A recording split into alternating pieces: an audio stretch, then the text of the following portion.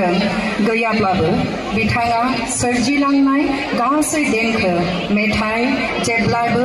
जोंखौ लामा दिन्थिलांगोन সংগীত কবিতা গীত ছবি সদায় আমাক মাৰ্গদৰ্শক ৰিকুৱেষ্ট টু ফেলিচিটেট শ্ৰী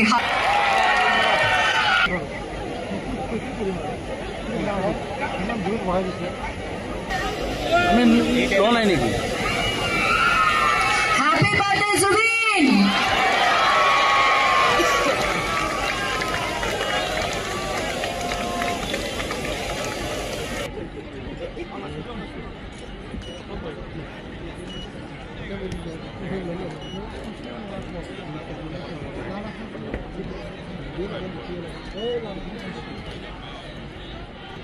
আমাৰ জুবিন গাৰ্গ ডাঙৰীয়াৰ জন্মদিন উপলক্ষে যেটো শ্ৰদ্ধাঞ্জলি প্ৰগ্ৰাম বা সভা ইয়াত আহি পেলাই উপস্থিত হ'ব পৰা আমাৰ জয়ন্ত মূল্য বৰুৱা ডাঙৰীয়া কেবিনেট মন্ত্ৰী আসাম আৰু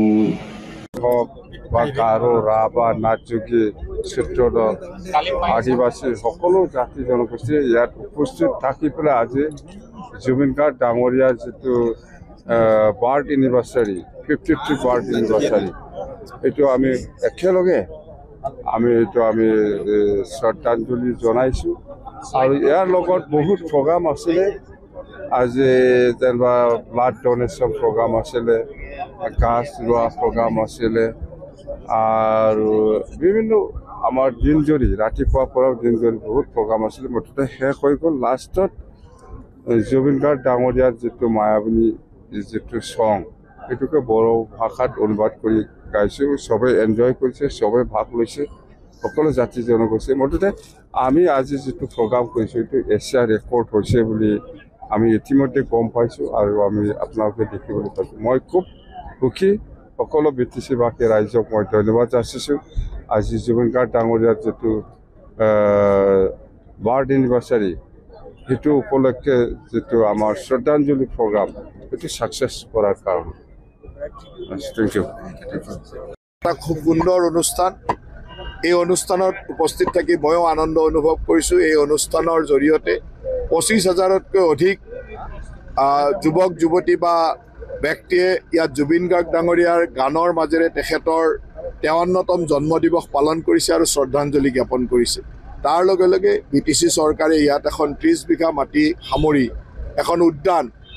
জুবিন গাৰ্গ ডাঙৰীয়াৰ নামত এখন উদ্যান আৰু এটা প্ৰতিমূৰ্তি নিৰ্মাণৰ পৰিকল্পনা কৰিছে যি উদ্যানত তেওঁলোকে বহু সুন্দৰ ব্যৱস্থা এমিনিটিজ ৰখাৰ কথা কৈছে গতিকে মই বিটিচি প্ৰধান হাগ্ৰামা মহিলাক ধন্যবাদ জ্ঞাপন কৰিছোঁ যে এনেকুৱা এটা সুন্দৰ পদক্ষেপ লোৱাৰ বাবে আৰু ময়ো ইয়ালৈ আহি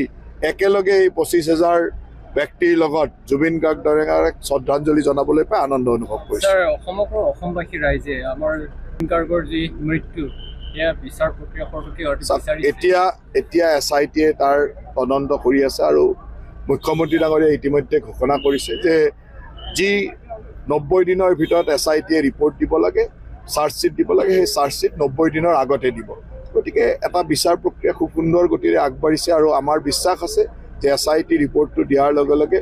আদালতে নিশ্চয়কৈ অসমবাসীয়ে বিচৰা যি ন্যায় সেই ন্যায় নিশ্চয়কৈ দিব থ্যাংক ইউ স্যাৰ